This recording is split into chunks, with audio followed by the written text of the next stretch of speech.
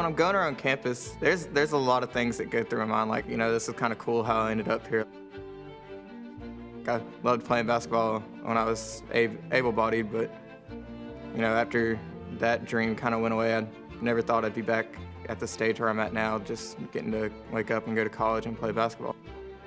Being an adopted athlete and just seeing where we come from and where we're at right now, I feel like people really recognize us as part of the athletics on campus now. Being an athlete before your accident and understanding that when it was all taken away from me, it wasn't just like my legs were taking away from me. My adrenaline, my drive to be better.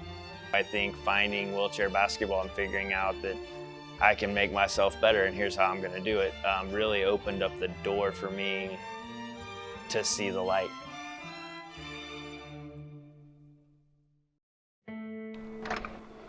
Ford Bertram has had paraplegia since the age of 16 when he went through the windshield of his car during a high-speed crash.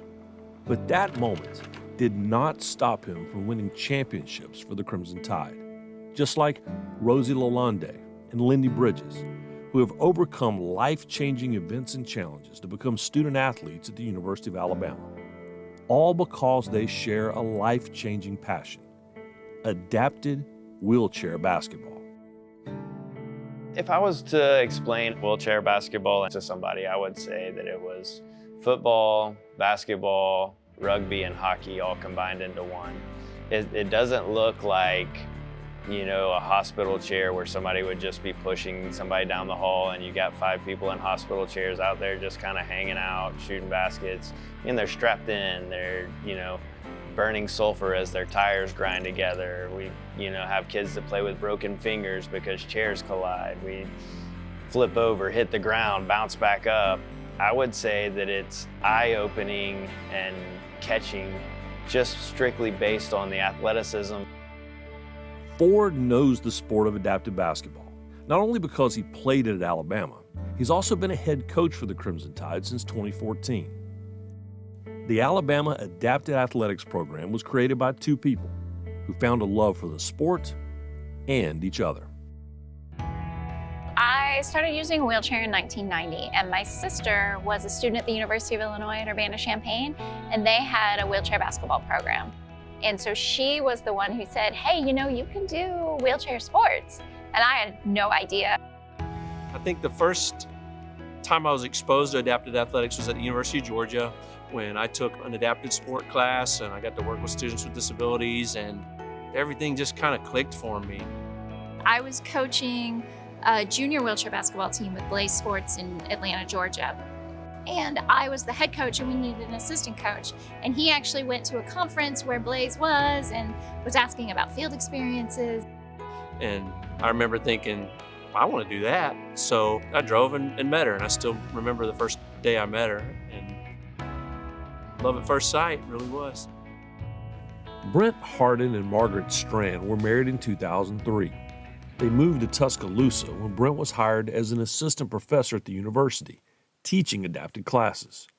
From the moment they arrived on campus, the couple dreamed of starting an adapted athletics program, but they knew they needed help. My name is Bob Witt, and I'm a professor and president emeritus of the University of Alabama. I joined the University of Alabama in the spring of 2003 as president. Dr. Witt, who was the president at the time, had a welcome for new faculty and staff, and you could bring a significant other. And so Brent and I went over to the president's mansion. And I thought, okay, this is our chance. So, in the 10 minutes that I had him right there, I pitched him our whole vision. This is what we want to do. Brent and Margaret really didn't have a selling job to do because, having been associated with the program at the University of Texas at Arlington, I realized the contribution it could make not only to the student athletes who participated, but also to the university. And 3 days later, I got a note from him that said, Brent, and Margaret, that sounds great, what you want to do. Let me know how I can help. And he was on our side from day one because he really understood how powerful this could be for the university. With the additional help of a small grant from the Christopher Reeve Foundation, the program started as part of a recreational league that fall. At first, there was just a women's team, one that Brent coached and featured Margaret as a player. In 2006, a men's team was added. Then, in 2009, the women's team won Alabama's first adapted athletics national title. In the years since, the men's and women's basketball teams have won 10 national championships. I mean, it was indescribable, really, like just such an overflow of emotions, and it's just like pure joy. Like there's nothing that I could really compare it to. When you walk through the halls and you see your names on the banners, it's a feeling of accomplishment that you have given back to the program in your own way. Like your name is gonna be there forever. Those halls Rosie mentioned are the very things that would make this program not just a powerhouse, but a pioneer. They didn't have any facility. They had to come and practice like at 5 a.m. to beat the crowd in the rec center. And Margaret and Brent had a dream of providing a place for the athletes to practice and play, just like the other athletes at the University of Alabama. And we wanted to support these athletes. Alabama graduates Kathy and Michael Moran donated $4 million toward an adapted athletics facility and arena. A first of its kind, the building was created specifically for the needs of the adapted athletes. For a program that started less than 2 decades ago with only $5,000, the dedication of this new facility was nothing short of a dream come true. Margaret and I thought we were going there to see the facility named after Kathy, and we were really excited about that. When Bob talked about naming something, after a person in the honor your university is bestowing on you, I think that's right. But what he failed to say is you should earn that right. And Kathy and I purchased the right, but we didn't earn it. But there are 2 people here who I'm getting choked. There are 2 people here who have earned that right. And they're right over here. Yeah. Margaret Strand and Brent Hardin. I give you the Stran-Hardin Adapted Athletic Room.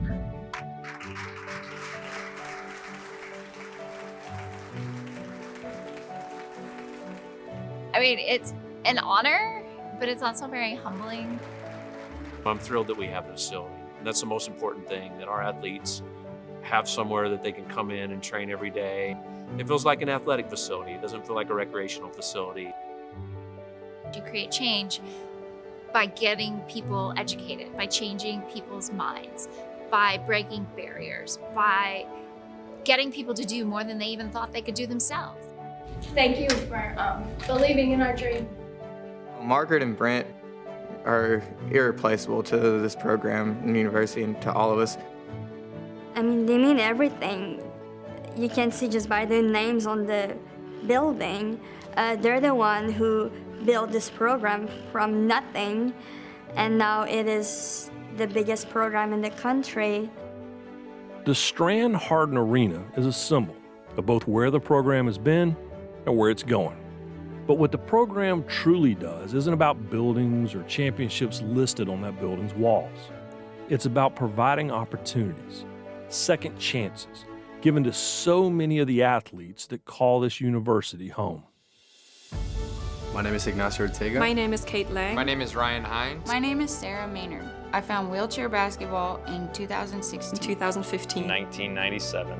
I'm from Munich, Germany. Spain. From St. Clair, Quebec, Canada. I was part of the first men's national championship team. And I represented Canada in the Paralympic I won Games. the Ben Hogan Perseverance Award. I am working on my bachelor's degrees in international studies. I'm getting my master's in sports management. I graduated magna cum laude. I am a national champion. I have coached 5 national championship teams. We've won 10 national championships. I am adapted. I'm adapted. I am adapted.